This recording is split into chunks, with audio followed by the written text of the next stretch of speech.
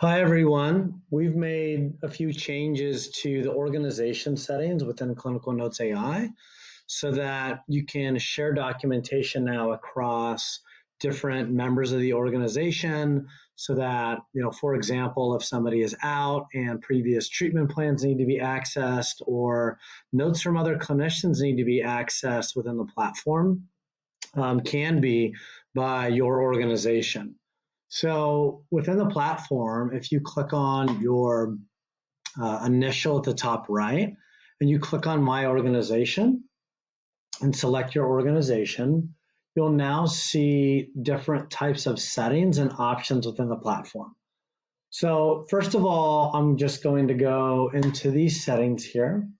So each of these are actually quite powerful. It's important for your organization to choose which ones you want to use. So if you select this option, this will allow all organization members to view and edit each other's clients and documentation.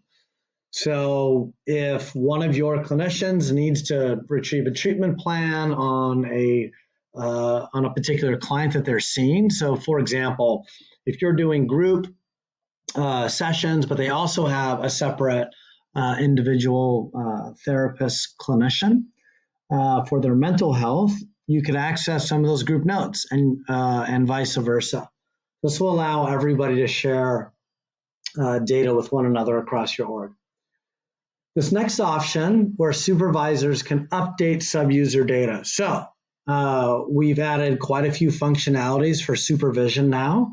So if you have unlicensed clinicians that are being supervised by a licensed clinician, they can actually go into their documentation within our platform and update it within the organization. Admins here can now update sub-user data. So if you're the administrator of a particular organization, you can look at all the clients across your entire organization and update them, look at documentation, etc. And then here you can also select managers to be able to do this as well. Now you may say to yourself, what is a manager versus a supervisor and how do I define that?